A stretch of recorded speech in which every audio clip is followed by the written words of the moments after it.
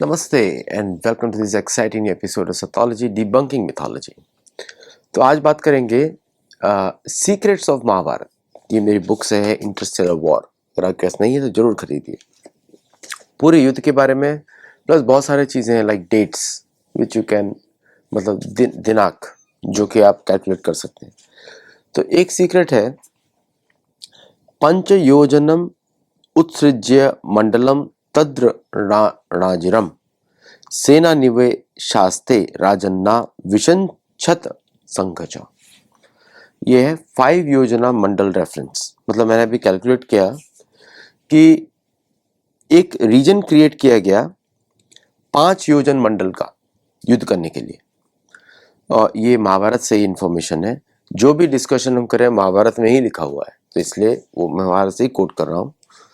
और ये जो 5 योजना मंडल है, 5 योजन का अर्थ होता है 5 मल्टीप्लाइड बाय 8 बिकम्स 40 माइल्स।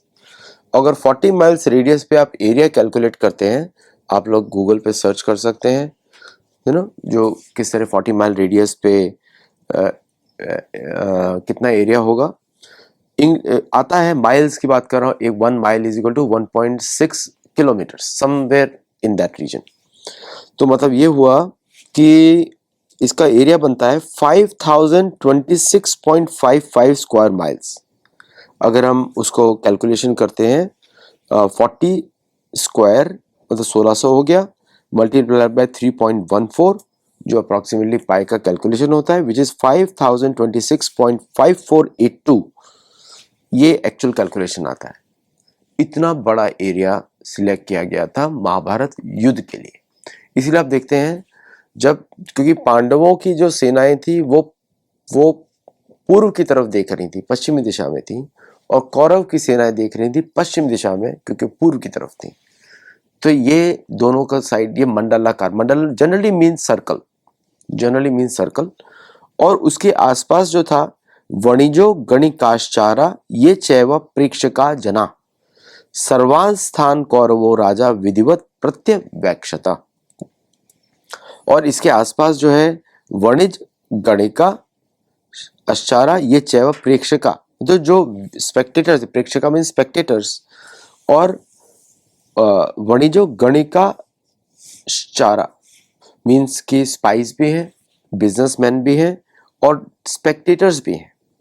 सर्वानवस्थान कौरवो राजा विधिवत प्रत्यव्यक्षता। और ये सभी लोगों को दुर्योधन ने उनके लिए अरेंजमेंट किया था, so they can see what's going on around this circumference. इसके अंदर किसी को आने का इच्छा नहीं थी। ये बहुत बड़ा एरिया होता है, 5000 स्क्वायर माइल्स का एरिया बहुत बड़ा एरिया होता है। और इसीलिए आप देखते हैं कि जयद्रथ को जब उत्तरी पूर्वी दिशा में स्थापित किया गया था, क्योंकि वो तो उसको क्रॉस किया गया था, तो मीन्स अगर हम इस एरिया को देखें, इस कुरुक्षेत्र युद्ध को देखें, तो समवेयर इन दैट रीजन, मतलब कि north east area of this war जहाँ पे हो रहा था, वहाँ पे रखा गया था। वो जनरली आएगा आपका कुरुक्षेत्र के डिस्ट्रिक्ट में। मतलब इतने बड़े एरिया में आप देखेंगे काफ़ी डिस्ट्रिक्ट्स इन्वॉल्व होंगे, मतलब 56 किलोमीटर का सर्कल आप मान लीजिए, तो इतना बहुत बड़े एरिया में लोग इन्वॉल्व होंगे यहाँ पे। तो this is a very very big area. ये महाभारत का सीक्रेट है कि महाभारत युद्ध जो दिखाया जाता है, ऐसा नहीं कि छोटा सा एरिया है। बड़ी बड़ी सेनाएं हैं, बहुत सारे हजारों लाखों हाथी हैं, हजारों लाखों घोड़े हैं, और और और जो सपोर्ट फंक्शंस हैं उनको कैलकुलेट नहीं किया गया।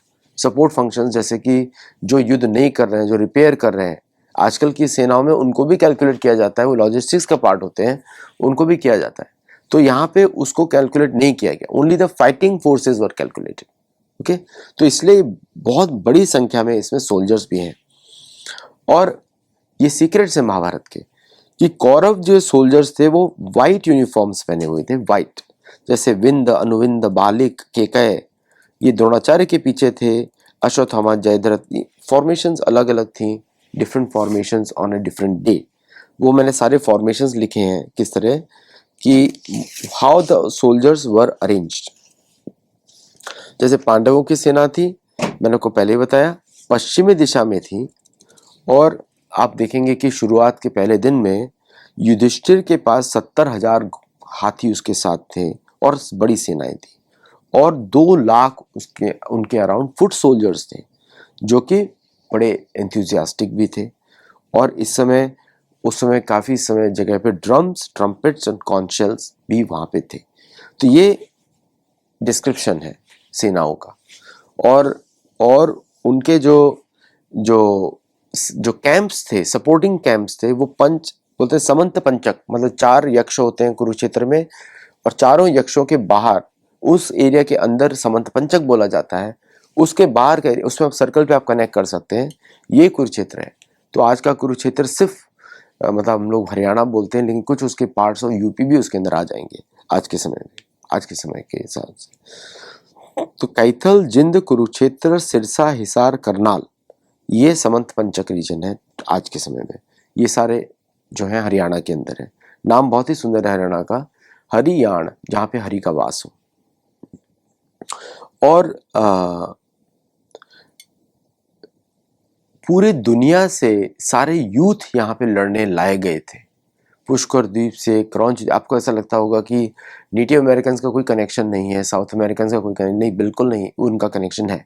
वो सब आए थे यहाँ पे युद्ध करने के लिए, क्योंकि उस समय बेरिंग स्ट्रेट जुड़ा हुआ था और लोगों ने 40-40, 50-50 दिन या 6 महीने की यात्राएं करी हैं अपने घोड़ों पे और अपने जानवरों के साथ टू कम हियर। मंगोलिया से भी सोल्जर्स थे, जिनको चीन बोलते हैं आजकल, चीनी है उनको बोला जाता था उस समय भी। और मतलब ऐसा देखा जाता है कि जहां तक कि सूर्य की किरणें जा रही हैं वहां तक आपको सेनाएं दिखाई दे रही हैं, है ना। और अगर आप देखें कि सभी के लिए अच्छे भोजन का प्रिपरेशन किया गया था, सबके लिए एकदम अच्छे बिस्तरों का प्रयोजन किया गया था, और सभी सैनिकों को बहुत सारे धन आभूषण भी दिए गए थे। So this is military formation.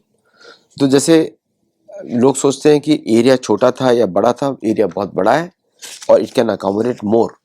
और इसके बाहर का एरिया वॉज स्पेक्टेटर एरिया, लोग घूम सकते थे बाहर। अगर कोई गलती से ऐसा भी हुआ है कि शायद ऐसा भी हुआ है कि उसकी प्रोटेक्शन की जा रही है, so that the people don't go out of that area, मतलब कि या अंदर कोई ना घुसे, क्योंकि अंदर घुसेंगे तो शायद मृत्यु हो सकती है या कोई और डेंजर्स हो सकते हैं। ओके ना, अगर हम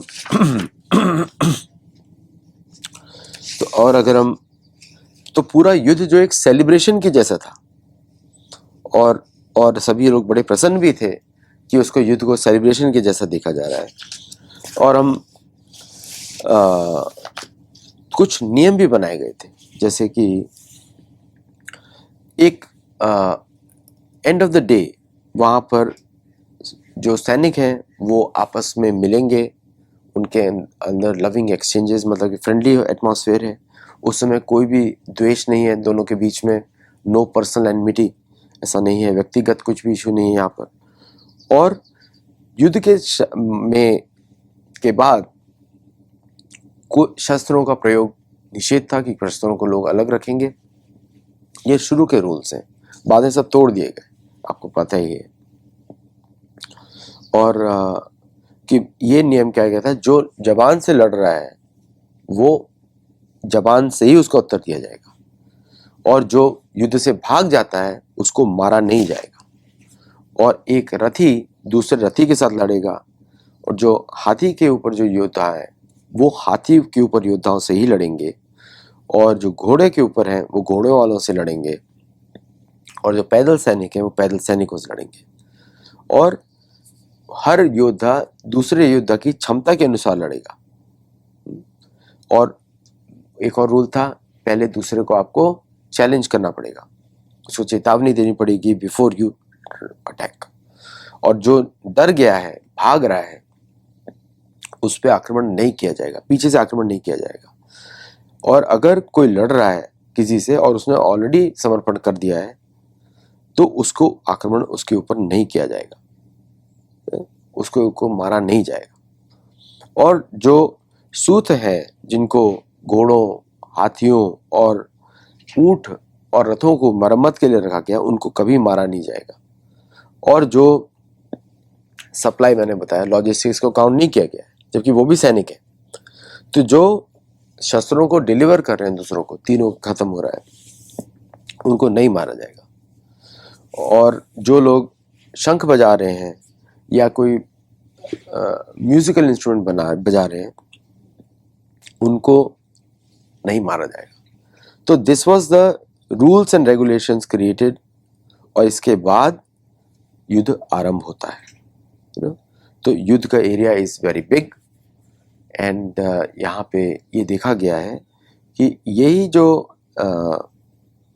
युद्ध है, ये जो नियम है, ये सीक्रेट्स अभी आप देखते हैं मॉडर्न जितने भी वॉर्स होते हैं वहाँ पे भी रूल्स ऑफ एंगेजमेंट होते हैं, ये रूल्स ऑफ एंगेजमेंट थे, but the area was very big. आज के लिए इतना ही।